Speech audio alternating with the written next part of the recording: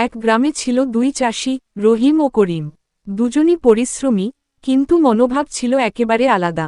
রহিম ছিল ধৈর্যশীল, নিয়মিত জমি চাষ করত, সময়মতো বীজ বপন করত এবং ফসলের যত্ন নিত। অন্যদিকে করিম ছিল অলস, সহজেই ফল পেতে চাইত। সে ভাবত, বেশি পরিশ্রম না করেও ফসল ফলানো সম্ভব।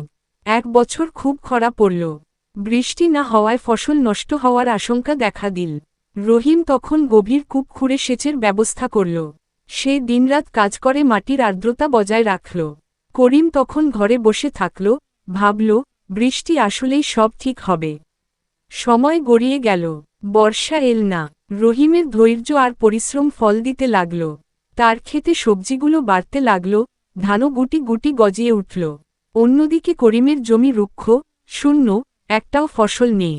একদিন করিম রহিমের কাছে গিয়ে বলল, ভাই, তুই তো দারুণ ফল পেয়েছিস, আমার জমিতে কিছুই হলো না। ফসল শুধু ভাগ্যের উপর নির্ভর করে না ভাই, পরিশ্রম আর পরিকল্পনারও দরকার হয়।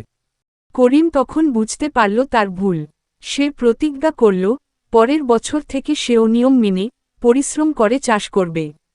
পরের মৌসুমে দুই চাষির ক্ষেতে আবার ফসল ফলল। এইবার দুজনেই খুশি, কারণ তারা জানে, সাফল্যের আসল চাবিকাঠি হচ্ছে নিষ্ঠা ও পরিশ্রম।